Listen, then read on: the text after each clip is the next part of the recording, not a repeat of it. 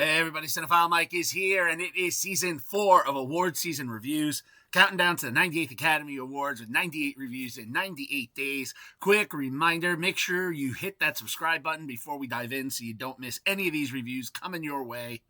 We are starting to now really wrap up our 9th theme week, craft week. I've been looking at those films predominantly recognized for those creative elements like hair, makeup, costumes, production design, all those things that have delighted the senses.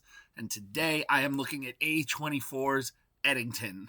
I don't think I could have gotten through award season without talking about this timely film. Written and directed by Ari Aster, the film premiered at Cannes in May of 2025 before releasing in theaters last July. Set in late May 2020, Eddington unfolds in a small New Mexico town grappling with the early days of the COVID-19 pandemic. Mayor Ted Garcia, played by Pedro Pascal, enforces lockdowns and mask mandates in line with state orders, while local Sheriff Joe Cross, played by Joaquin Phoenix, openly resists them, framing the restrictions as an attack on personal freedom. The tension between public safety and individual choice quickly becomes the fault line that divides the town.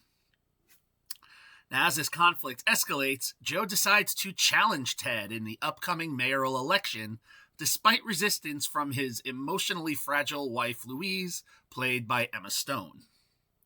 Now, with the help of his deputies, Guy, played by Luke Grimes, and Michael, played by Michael Ward, Joe launches a campaign rooted in distrust, suspicion, and grievance.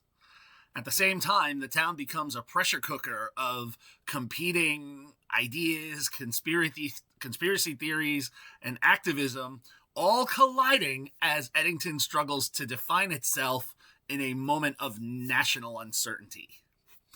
Making so much of this the more complicated is the growing aggravations amongst the city's younger residents, including Ted's son Eric, played by Matt Gomez-Hidaka, and his best friend Ben, played by Cameron Mann, and Sarah, a social media influencer, played by Amélie Hoferl, who really loves to mix the mud in more than one ways, bringing all of the current events, such as the pandemic and Black Lives Matter, into the middle of the streets of the town of Eddington, which is now just all the more causing the pandemic hysteria to rise.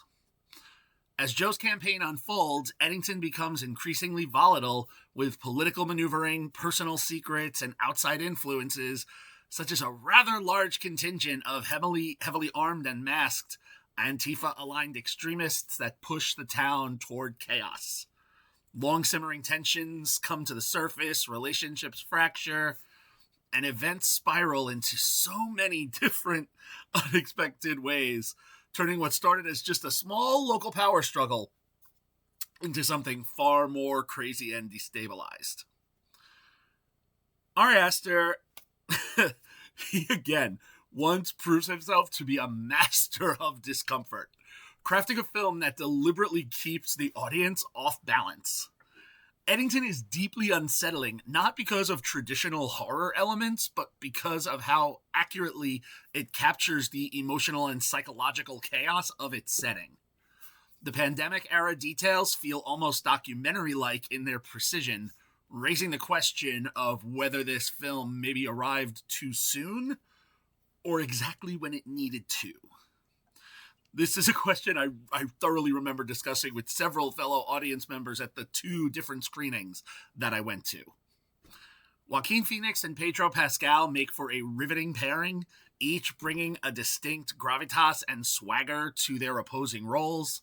Phoenix's sheriff is volatile and very insecure. Pascal's mayor projects, confidence and savvy, and their ideals and their views clashing just really anchor this film, supported by a strong dynamic between Phoenix and his 2 deputies. Emma Stone is a little bit underutilized but remains a haunting presence, and Austin Butler, his brief but memorable appearance as I don't want to identify for anyone who hasn't seen this, but his character adds just another fascinating layer to this film's psychological landscape.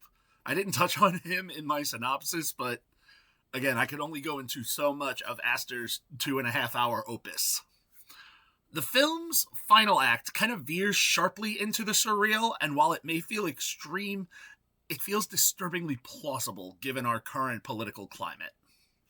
Aster's collaboration with cinematographer Darius Khondji is particularly striking here, balancing, intense close-ups with expansive wide shots of, the New Mexico desert that really emphasize the isolation and moral emptiness. Look, Eddington isn't a film built for everyone. You're likely to love it or reject it outright, but there's no denying its power as a conversation starter that lingers long after the credits roll. Now, let's talk about box office and awards.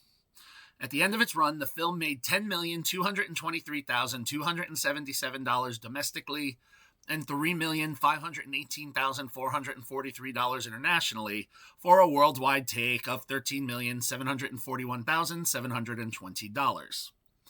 Critically, the film aligned on both sides.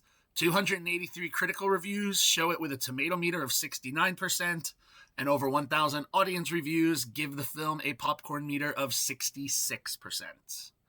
Award season-wise, when it premiered at Cannes, it was a Palme d'Or nominee, and it is currently running for one Guild Award at the Makeup Artists and Hairstylists Guild Awards for Best Contemporary Makeup in a Feature-Length Motion Picture. Aside from this, the film received several nominations in various categories for writing, film, and acting from several film festivals and critic circles. To date, the only win so far for the film was a Best Body of Work award presented to Pedro Pascal by the Oklahoma Film Critics Circle Awards, recognizing this performance alongside his work in this past year's Materialists and Fantastic Four: First Steps. So where do I land? I was riveted, if disturbed, watching Eddington. And while it didn't quite hit the 5-star marker for me like Aster's Midsommar, it is an improvement over the recent Beau is Afraid.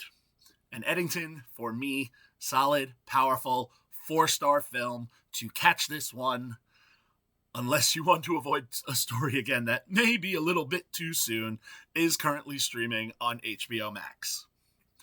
All right. Thank you all for joining me for episode 62 of Award Season Review Season 4. We have 36 days left, so make sure you stay with me. Be sure to like the video, subscribe to the channel, drop your thoughts in the comments. You can follow me everywhere on social platforms, on Letterboxd, and of course head over to cinephilemike.com for even more reviews and movie goodies. I'll be back tomorrow with the next review as we close out Craft Week, but until then, this is Cinephile Mike saying take a break and watch something new.